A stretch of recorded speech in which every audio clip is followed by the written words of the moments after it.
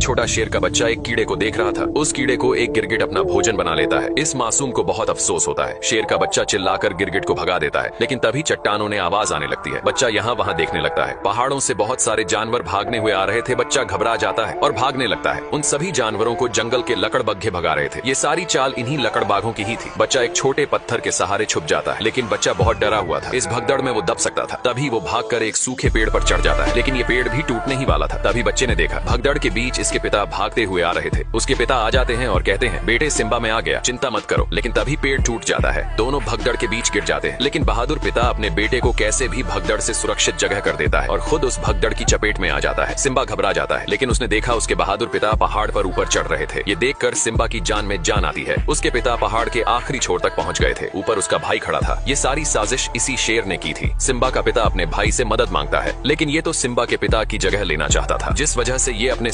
अपने भाई से मदद मांग रहा था। लेकिन इसका मतलब ही भाई उसे पहाड़ से नीचे धक्का मार देता है। अपने पिता को नीचे गिरते देख सिम्बा जोर से अपने पिता को पुकारता है, लेकिन अफसोस, बेचारे सिम्बा ने अपने पिता को खो दिया था। ये नन्हा बच्चा अभी से अनाथ हो चुका था। वो अपने पिता के पास ही सो जाता है। तभी यहाँ सिम्बा का चाचा आता है। ये बच्चे को डरा कर भगा देता है। बेचारा नादान बच्चा डर कर यहाँ से भाग जाता है और लकड़बग्घों से कहता है, मार डालो उसे। सारे लकड़बग्घे सिम्बा को पकड़ रहे थे, जिस वजह से सिम्बा पहाड़ से नीचे गिर जाता है। लकड़बग्घों को लगता है कि वो मर चुका होगा। वो यहाँ से चले जाते हैं और यहाँ वही बूढ़ा शेर अपनी चाल चलता है। सिम्बा के परिवार को धमकाकर खुद ही राजा बन जाता है और साथ में लकड़बग्घों को भी शामिल कर लेता है। लेकिन सिम्बा अभी जिंदा था। वो एक नजर अपनी गौरव भूमि को देखता है और यहाँ से चला जाता है। सिम्बा ने अपना घर परिवार सब छोड़ दिया था। इसीलिए कहते हैं कि पिता एक सूरज के समान होता है। अब सिम्बा की जिंदगी में केवल अंधेरा था। वो थक कर जमीन पर सो जाता है। तभी यहाँ कुछ गिद्ध आते। सभी गिद्ध सिम्बा को भोजन बनाने वाले थे, लेकिन तभी कोई सिम्बा की तरफ आ रहा था। वो एक जंगली स्वर था। स्वर सभी गिद्ध को भगा देता है। ये लोग सिम्बा को नहीं जानते थे, लेकिन नेवला उसे देखकर भाग जाता है, क्योंकि वो एक शेर का बच्चा। अब सिम्बा यहाँ से उदास होकर जा रहा था, लेकिन नेवला और स्वर सिम्बा के एक अच्छे मित्र बन जाते हैं। उसे हौसला देते हैं। कहते हैं, जिंदगी में हर कोई अपनों को खोता है। इस रीति को कोई बदल नहीं सकता और तुम तो एक बहादुर राजा के बेटे हो। ये सुनकर सिम्बा अच्छा महसूस करता है। वो दोनों उसे अपने जंगल लेकर जाते हैं, जो जंगल बेहद प्यारा था। सिम्बा को ये जंगल बहुत पसंद आता है। सभी जानवर सिम्बा को देख हैरान थी कि आखिर एक शेर का बच्चा हमारा दोस्त कैसे बन सकता है। लेकिन जो भी हो, सब मिलकर रहते हैं और साथ मिलकर भोजन करते हैं। धीरे धीरे सिम्बा अब बड़ा हो चुका था, जो बिल्कुल अपने पिता मुफासा की तरह दिख रहा था। और यहाँ पर सिम्बा के चाचा ने भौकाल मचा रखा था। लकड़बग्घों के साथ मिलकर जानवरों का शिकार कर रहा था। ये एक बेईमान और अपने भाई का हत्यारा था। इनको शिकार करते हुए एक पक्षी देख लेता है और सिम्बा का परिवार भूखा मर रहा था। इनको वो शेर शिकार नहीं करने देता था। तभी वही पक्षी सिम्बा के परिवार के पास आता है और इनको सारी बात बता देता है। लेकिन तभी यहाँ लकड़बग्घे आ जाते हैं, उसे पकड़ने लगते हैं। पक्षी यहाँ से भाग जाता है। सिम्बा का परिवार बेबस और लाचार था। ये लोग कुछ नहीं कर सकते थे, क्योंकि उस हरामी शेर ने इनके ऊपर दबाव बना रखा था। वो राजा बन चुका था। तभी एक शेरनी कहती है,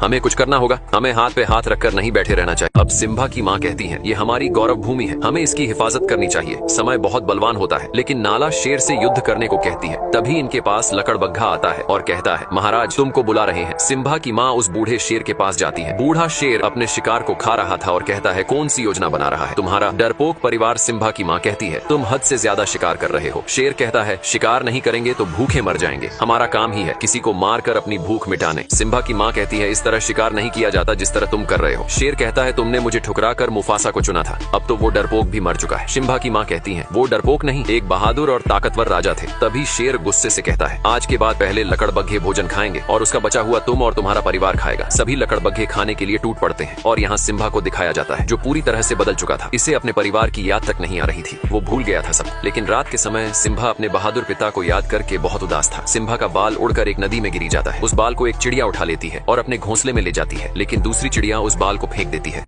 अब सिम्बा के बाल को एक चिड़िया उठा लेती है और अपने घोंसले में लेकर जाती है, लेकिन दूसरी चिड़िया जानती थी ये घास नहीं बल्कि किसी जानवर का बाल है, जिस वजह से चिड़िया सिम्बा के बाल को फेंक देती है। वो बाल बबूल के पेड़ पर गिरता है। जिराफ बबूल के पत्तों के साथ सिम्बा के बाल को भी खा लेता है। अब एक कीड़े को दिखाया जाता है, जो जिराफ के मल को ढकेल कर ले जा रहा था, लेकिन जिराफ का मल लुढ़क कर टूट जाता है और सिम्बा का बाल उड़कर दूर चला जाता है, जहाँ बहुत सारी चींटियां थी। एक चींटी बाल को उठाकर ले जाने लगती है। तभी एक बंदर चींटी के पास उस बाल को देख लेता है। बंदर ने पहचान लिया था कि ये सिम्बा का ही बाल है और सिम्बा अभी जिंदा है। ये संदेश एक खुशी का संदेश था। बंदर खुश था, क्योंकि इनका राजा फिर से गौरव भूमि पर राज करेगा। और यहाँ सिम्बा के दोस्त पर एक शेर हमला कर रहा था। इनके जंगल में एक शेर घुस चुका था। सिम्बा का दोस्त अपनी जान बचाकर भाग रहा था। वो शेर का शिकार होने ही वाला था। तभी सिम्बा उस शेर को दबोच लेता है। दोनों ही एक दूसरे से कम नहीं थे, लेकिन दूसरा शेर सिम्बा को दबोच लेता है। सिम्बा उसे नाला कह के पुकारता है। दोनों एक दूसरे को जानते थे। ये नाला सिम्बा की बचपन की दोस्त थी। नाला सिम्बा को जिंदा देखकर बहुत खुश होती है, क्योंकि नाला को सिम्बा मिल गया था और सिम्बा को उसका प्यार। अब सिम्बा और नाला इतने दिनों के बाद एक दूसरे को देखकर बहुत खुश खुश थे। नाला सिम्बा का बचपन का प्यार था। सिम्बा कहता है, नाला,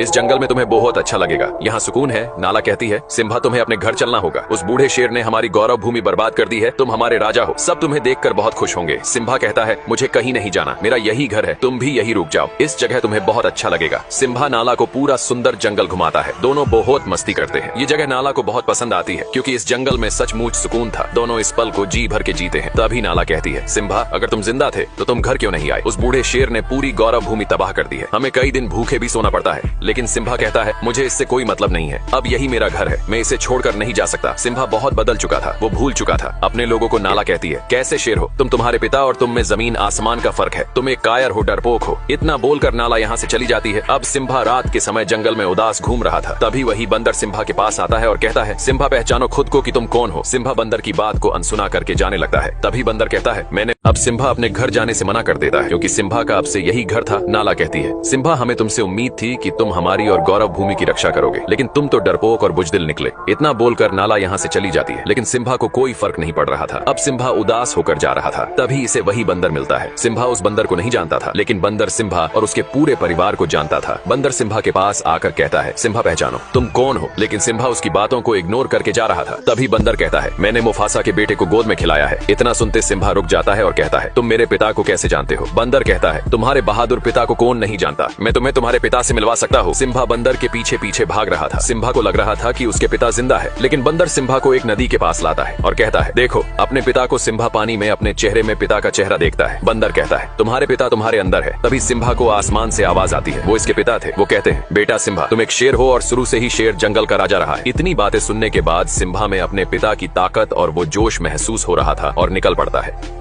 अब सिम्बा निकल पड़ता है अपनी उस पावन धरती की तरफ जिसने वर्षों पहले छोड़ दिया था। सिम्बा एक गहरी दहाड़ लगाता है, ये ऐलान करने के लिए कि अपने जंगल की रक्षा के लिए सिम्बा तैयार है। ये था सिम्बा का जुनून। सिम्बा के दोस्त उसे जाते हुए देख रहे थे। सिम्बा वर्षों बाद अपनी पावन धरती की तरफ जा रहा था, जिसके अंदर साहस और बल दोनों था। सिम्बा नाला के पास पहुंच गया था। दोनों निकल पड़ते हैं अपने घर की तरफ। भले ही इस कहानी में सिम्बा का पिता मुफासा नहीं था, लेकिन मुफासा का बेटा सिम्बा था, जो एक नई उम्मीद था। दोनों अपनी गौरव भूमि पहुंच जाते हैं, लेकिन सिम्बा अपनी गौरव भूमि को देखकर बिल्कुल भी खुश नहीं था। उसकी भूमि पूरी तरह से बंजर हो चुकी थी। बहुत सारे जानवर मारे गए थे। नाला कहती है, सिम्बा, अब क्या करोगे? सिम्बा कहता है, अपनी भूमि की रक्षा करूंगा, जो जिम्मेदारी मुझे मेरे पिता ने दी है। नाला कहती है, मैं भी इस लड़ाई में तुम्हारे साथ हूँ। तभी वही पक्षी सिम्बा के पास आता है, जो ये भी सिम्बा के परिवार का हिस्सा था। ये सिम्बा का तहे दिल से स्वागत करता है और कहता है, महाराज, वो दिन फिर से लौट आए हैं और सिम्बा के दोस्त भी इस लड़ाई में साथ खड़े रहने वाले थे। सिम्बा उनको वापस अपने जंगल लौटने को बोलता है, लेकिन वो दोनों कहते हैं, हम जब तक जिंदा है तब तक तुम्हारे साथ रहेंगे। इस युद्ध में सब सिम्बा के साथ खड़े थे। सिम्बा सभी को अपने साथ लेकर जाता है। आगे कुछ लकड़बग्घे। अब इस युद्ध में सभी जानवर सिम्बा के साथ कंधे से कंधा मिलाकर खड़े थे। सिम्बा सभी को अपने साथ लेकर जाता है, लेकिन सामने कुछ लकड़बग्घे भोजन कर रहे थे। सिम्बा लकड़बग्घों का ध्यान भटकाने के लिए अपने दोस्तों से कहता है। नेवला और सुअर उनका ध्यान भटका रहे थे। सभी लकड़बग्घे उन दोनों को पकड़ने लगते हैं। सिम्बा नाला के साथ दूसरे रास्ते निकल पड़ता है। वही बंदर सब कुछ देख रहा था। वो समय आ गया था। बंदर अपना हथियार निकालता है, जिसने वर्षों पहले मुफासा के मरने के बाद हथियार को छोड़ दिया था। बंदर भी इस लड़ाई में सिम्बा के साथ था और यहाँ बूढ़ा शेर सिम्बा की माँ को अपनी रानी बनाने की जिद कर रहा था और कहता है, इस पूरे जंगल में मुझसे ज्यादा ताकतवर कोई जानवर नहीं है। सिम्बा की माँ कहती है, ताकतवर राजा वही होता है जिसमें प्रजा की और अपने राज्य की फिक्र होती है। ये कहता है, मैं मुफासा से ज्यादा ताकतवर हूँ। सिम्बा की माँ कहती है, तुम मुफासा के आगे एक भीगी बिल्ली हो। तभी वो शेर गुस्से से सिम्बा की माँ पर हमला करने लगता है। इस शेर की नीयत खराब थी। जिसकी नीयत ही खराब हो, वो अपनी प्रजा की रक्षा कभी नहीं कर सकता है। तभी दहाड़ता हुआ सिम्बा यहाँ आता है। बूढ़ा शेर देखकर डर गया था। इसे लग रहा था कि वो मुफासा है। तभी सिम्बा कहता है, दूर रहो मेरी माँ से। सिम्बा की माँ वर्षों बाद सिम्बा को देखकर बहुत खुश होती है।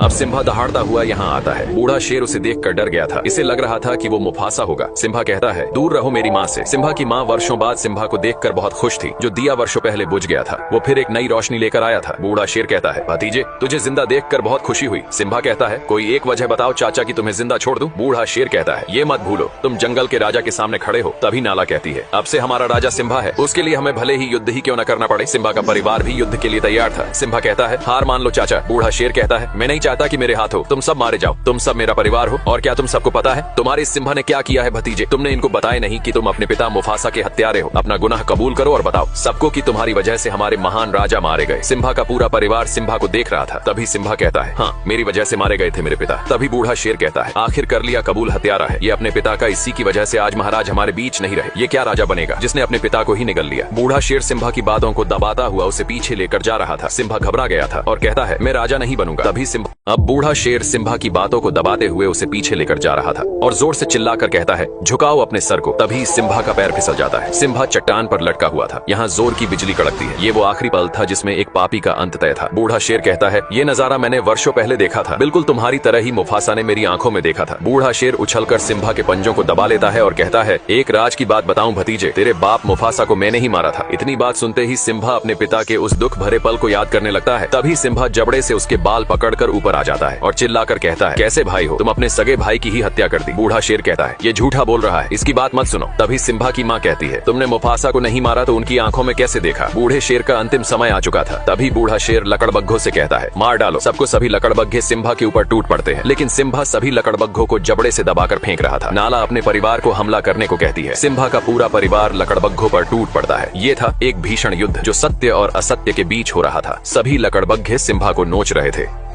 अब सभी लकड़बग्घे सिम्बा को गिराकर नोचने लगते हैं। नाला ये देखते हैं, दौड़ पड़ती है। ये था नाला का अपने प्यार के प्रति लगाव, और सिम्बा के दोनों दोस्त भी इस लड़ाई में शामिल थे। इनको लकड़बग्घे चारों तरफ से घेर लेते हैं। जंगली स्वर हमेशा से लकड़बग्घों से डरता रहा है, लेकिन आज स्वर ने कमाल कर दिया था। स्वर दौड़ा दौड़ा कर सभी लकड़बग्घों मार रहा था। अब नाला का सामना लकड़बग्घों की सरदार से होता है। दोनों एक दूसरे के सामने थे, लेकिन नाला अब बड़ी हो चुकी थी। वो लकड़बग्घों की सरदार से भिड़ जाती है और वो बूढ़ा बंदर भी उस हथियार को मैदान में लेकर उतर जाता है। सभी लकड़बग्घों की नानी याद दिला रहा था। सिम्बा का परिवार और उसके दोस्त अपनी गौरव भूमि की रक्षा के लिए लड़ रहे थे। नाला भी लकड़बग्घों की सरदार को मार गिराती है। शुरू से ही सत्य की हमेशा जीत होती आई है। आज भी सत्य की ही जीत होने वाली थी। बूढ़े शेर का अंतिम समय आ चुका था, भर चुका था। इसके पाप का घड़ा सभी लकड़बग्घे मैदान छोड़कर भाग रहे थे। सिम्बा ने देखा बूढ़ा शेर भी यहाँ से भाग रहा था। सिम्बा अपने चाचा का पीछा करता है। बूढ़ा शेर चाह के भी खुद को बचा नहीं सकता था। उसके आगे खाई थी और पीछे सिम्बा खड़ा था। सिम्बा कहता है, अब कहा भाग कर जाओगे चाचा। अब बूढ़े शेर की अंतिम घड़ी आ चुकी थी। आखिर एक न एक दिन पाप का घड़ा भर ही जाता है। बूढ़ा शेर कहता है, ये सब लकड़बग्घों की चाल थी। लकड़बग्घे बूढ़े शेर की बात सुन लेते हैं। बूढ़ा शेर सिम्बा से एक जिंदगी मांग रहा था। सिम्बा कहता है, पाप की कोई माफी नहीं होती। बूढ़ा शेर कहता है, सिम्बा तुम अपने सगे चाचा को मारोगे। सिम्बा कहता है, चाचा मैं तुम्हारी तरह बिल्कुल भी नहीं हूँ। बूढ़ा शेर ये सुनकर बहुत खुश होता है और कहता है, बताइए महाराज मुझे क्या करना होगा। सिम्बा कहता है, भाग जाओ इस पवित्र धरती से, दोबारा फिर कभी लौटा कर मत आना। बूढ़ा शेर यहाँ से जाने लगता है और तभी धोखे से सिम्बा पर हमला कर देता है। एक पापी को कितने भी नेकी के रास्ते ही क्यों न दिखाए जाए, वो फिर भी पाप के रास्ते पर ही चलता है। बूढ़ा शेर चट्टान ने नीचे गिर जाता है। सिम्बा को भी अपने चाचा के मरने का दुख था, लेकिन बूढ़ा शेर अभी जिंदा था। शायद इसकी मौत सिम्बा के हाथों नहीं बल्कि लकड़बग्घों के हाथों लिखी थी। बूढ़े शेर को सभी लकड़बग्घे घेर लेते हैं। बूढ़ा शेर कहता है, मेरे साथियों हम फिर से एक नया साम्राज्य खड़ा करेंगे। लकड़बग्घे कहते हैं, तू एक बिन पैनी का लौटा है, हमने तेरा हमेशा साथ दिया और तूने हमें ही गलत ठहराया। बूढ़ा शेर कहता है, मैंने सिम्बा से झूठ बोला था। तभी एक लकड़बग्घा कहता है, स्कार तूने अपना जिंदगी में कभी सच बोला ही नहीं। लकड़बग्घों की आंखें खुल चुकी थी।